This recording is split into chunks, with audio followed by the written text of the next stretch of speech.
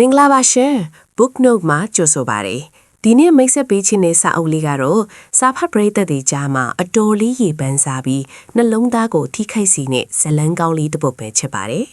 စာအုပ်စီက It Ends With Us စာရေးသူကတော့ Colleen Hoover နေတန်းကောင်းလေးဖြစ်ပါတယ်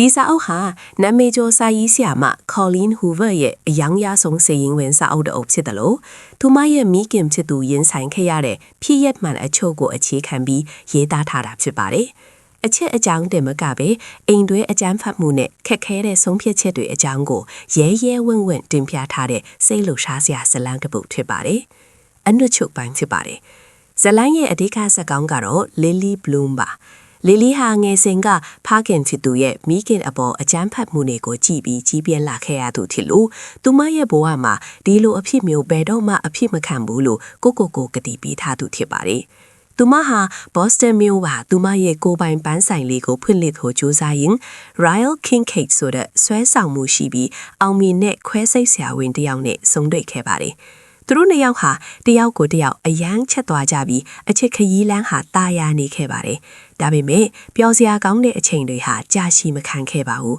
။ Royal ရဲ့ထိမ့်မငိုင်သိမ့်မရဒေါသကြောင့်လီလီအပေါ်အကြမ်းဖက်မှုတွေစတင်လာတဲ့အခါလီလီဟာသူမရဲ့ငယ်ဘဝကအိမ်မက်ဆိုးတွေကိုပြန်မြင်ရောက်လာပါတယ်။အဲ့ဒီအချိန်မှာပဲလီလီရဲ့ပထမဦးဆုံးအချစ်ဦးချစ်တဲ့ Atlas Corrigan ဟာသူမရဲ့ဘဝထဲကိုမထင်မှတ်ပဲပြန်လည်ရောက်ရှိလာပါတယ်။လီလီဟာသူမတိတ်ချစ်ရတဲ့ခင်ပွန် Royal နဲ့သူမကိုအမြဲကာကွယ်ပေးခဲ့တဲ့ Atlas တို့ကြားမှာဝေခွဲမရထိခဲ့ယုံတင်မကပဲသူမရဲ့ရင်သွေးလေးအတွက်အနာဂတ်ကိုလည်းအလေးအနက်စဉ်းစားရပါတော့ပါတယ်။အချစ်ဆိုတာအရာအလုံးကိုခွင့်လွှတ်ပေးဖို့လုံလောက်ရဲ့လားဒါမှမဟုတ်နာကျင်မှုတန်တရားကိုရပ်တန့်ဖို့အတွက်ပြတ်သားတဲ့ဆုံးဖြတ်ချက်တစ်ခုလိုအပ်သလားဆိုတာကိုဇလန်းမှာရင်ခုန်စိတ်မခုန်စွာနဲ့တွေ့မြင်ရမှာပါနောက်ဆုံးမှာတော့လီလီဟာသူမရဲ့သမီးလေးအတွက်အကြမ်းဖက်မှုတန်တရားကိုသူမစီမှာပဲအဆုံးသတ်ဖို့ It Ends With Us ဆိုတဲ့ခက်ခဲပေမဲ့မှန်ကန်တဲ့ဆုံးဖြတ်ချက်ကိုချမှတ်ခဲ့ပါတယ်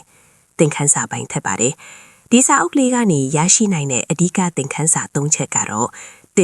အချစ်နဲ့အကြမ်းဖက်မှုမလျော်ထွေးတင်ခြင်းလူတစ်ယောက်ကိုချစ်နေုံနဲ့သူပြုလုပ်တဲ့အကြမ်းဖက်မှုတွေကိုခွင့်လွှတ်ပေးနေခြင်းဟာပြဿနာကိုမဖြေရှင်းနိုင်သလိုအချစ်ဟာနာကျင်စေရဲ့အပြုမှုတွေအတွက်စင်ချေတစ်ခုမဖြစ်သင့်ပါဘူး။နဲ့ကိုချစ်ခြင်းရဲ့အရေးပါမှု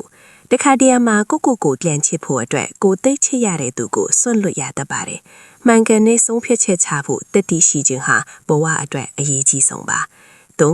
တန်တရားကိုဖြစ်တောင်ခြင်းအတိတ်ကနာကျင်စရာအမားတွေနဲ့မိသားစုတွင်ကမကောင်းတဲ့အစဉ်လာတွေကိုကိုမျိုးဆက်မှာအဆုံးသတ်နိုင်ဖို့ကိုယ်တိုင်ကစပြီးပြောင်းလဲရပါမယ်။ဒီစာအုပ်လေးဟာဖက်ရှုသူတိုင်းကိုအသွေးကိုစီပေးနိုင်မဲ့စာအုပ်ကောင်းလေးဖြစ်တာကြောင့်အားလျက်မှာဖက်ရှုဖို့အကြံပြုခြင်းပါတယ်ရှင်။နားဆင်ပေးလို့ကျေးဇူးတင်ပါတယ်ရှင်။